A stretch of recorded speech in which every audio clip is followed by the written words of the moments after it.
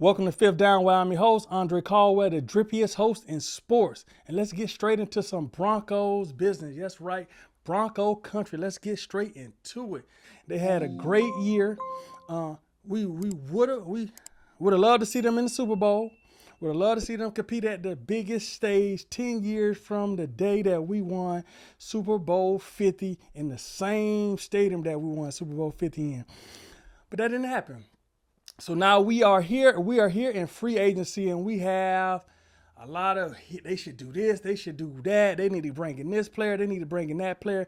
Let's just look at it. So three of the top needs, and when I speak for needs, I'm talking on the offensive side of the ball. That's where I come from. And number one stars at the receiver position, the running back position, and then the tight end position. These are the three most needed positions on the Denver Broncos offense. So now when you're looking at the wide receiver position, the Broncos are a win now team. This is not building for the future. This is a win now organization ready to go to the Super Bowl in this next year. And if you're looking at the free agency, it's not a lot of top tier talent at the wide receiver position. George Pickens is one of the guys that stand out as a top receiver going into this year, but I don't think Dallas will let him go. And who wants to deal with those headaches? I'll let Dallas handle that. So I don't think that's a guy that we're going to go after, knowing that he has a high ceiling. But that probably don't fit into the equation of what the Broncos are doing right now. We also got Mike Evans going to the free agency year. Very productive. He's year 13, 11 straight years of 1,000-yard receiving. That's incredible.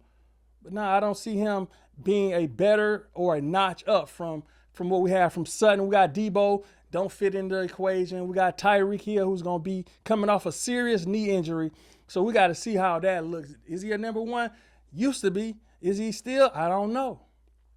We're going to see. We're going to see how it is coming from that injury. We got Juwan Jennings, who's been very productive for the 49ers, but he's more in a scheme-first offense more than a personnel standpoint. That is a fill-in the position team more so than the personnel and the talent that you have on the team. And the next receiver I've been hearing a lot is Alex Pierce. Alex Pierce is coming off a great year in Indy, 1,000-yard receiver, 6 touchdowns. But my issue is his catch percentage. He catches 55% of the passes. And just to give you a little context, and when you're looking at the true number one receivers in this league, from a Puka, who catches 77%, to a Chase, who catches 67%, Jackson Smith and Jigba at 73%. You got George Pickens at 67%, Justin Jefferson coming off a down year, average around to 66%, A.J. Brown 67%, Romeo Dobbs 65%. And you also got Rashee Rice at 65%.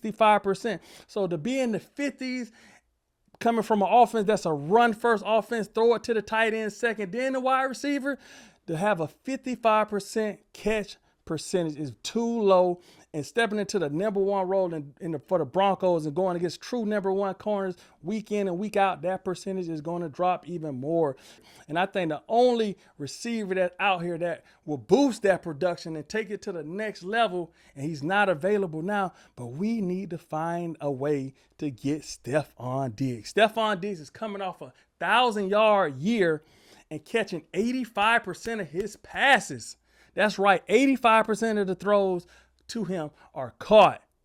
And he's coming off an ACL, so you know he's just getting healthy and healthy. He's getting better and better. He's always been productive. He always made plays. He's had a career 70% catch percentage, so you know he's going to make the play. He's for sure hands, solid receiver, a leader in the wide receiver core. I think Stefon Diggs is the only receiver out there out of this free agency or this group of receiver that's available, that potentially may be available, because I know he got a big cap hit coming up, and I think the Patriots will let him go. And I think it would be only right for the Denver Broncos to be pursuing a Stefon Diggs, and that would take the wide receiver core to an elite group having Sutton, Diggs, and Franklin. That is an incredible receiver core, and I think that's the only wide receiver that we need to be pursuing.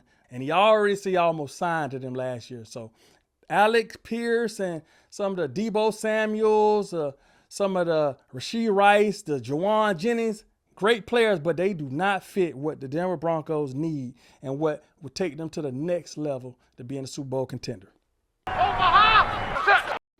And a next must for the Denver Broncos is the running back position. Now, I know J.K. Dobbins was hurt on the back half of the year, but that is a must to re-sign J.K. Dobbins. He's a top 5 free agent running back in this year's class. He's a power back. He's a hard-nosed between the tackles back, averaging 5 yards a carry last year when healthy. And I know you're going to say he's been hurt a lot. That's the nature of the beast when you play in the running back position. It's not 6 running backs that's better than J.K. Dobbins right now at the free agent's position. And you compare that with R.J. Harvey, who's more of a pass catcher out the backfield. So they was missing the hard, tough yards in the snow, in terrible conditions. When teams know you need to pound the ball and run the clock out, they need a J.K. Dobbins. And I think that's the best option that's available is to just re-sign him. He's a low cost. He's 27, so he still got some miles left. And he's a bruiser. He's a proven back in this league who know how to get the hard, tough yards. Like I said, he got hurt, but that's the nature of the beast. This is still football.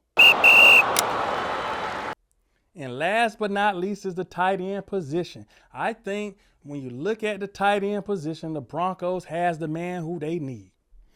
I don't think they need to go out there and find another free agent tight end or bring in some other guy. Evan Ingram is the guy they need. He is the biggest mismatch on the Broncos offense. When you look at the wide receiver core, you look at the running game and the O-line, the biggest mismatch is the tight end with Evan Ingram. From the speed, size combination, he's kind of like a Demaryius Thomas playing tight end. You have to use him. He had 76 targets, I think, last year. That's just not enough. He needs 100 to 120 targets a year to be up there with the upper echelon tight ends. He has a 65% catch percentage, which you want to get that a little higher. But out of that, he came with 50 catches, 461 yards, and 1 touchdown. That's just not enough. They have to implement him in the offense in the game plan every week and make it a point to get him the ball, get him going. Because once you get him going, that open up the running game and also open up the outside wide receivers. Because he is a mismatch for every cornerback and every linebacker trying to guard him. If you make sure you focus on getting him the ball, implement him in the offense, I think that's the biggest mismatch the Broncos have. Now, we don't watch a lot of teams because Denver has not hit on the tight end position in a long time since Julius Thomas. That's the last time they had a dominant pass-catching tight end. You see what Kittle does with the 49ers. We see what the Chiefs do. We need a dominant tight end. Once you get a dominant tight end, that makes the game a lot easier for the quarterback. These are the 3 positions that I think if the Broncos get it right, they will definitely be a Super Bowl contender. They will be a top-ranked offense, and they will dominate because we already see what the defense is doing and what they bring to the table, getting to the quarterback. So if the Broncos get this right, be prepared to see them in Super Bowl 61. That's right. They will be there, and I will be there supporting them. Broncos country. Let's ride. We out here balling, boy.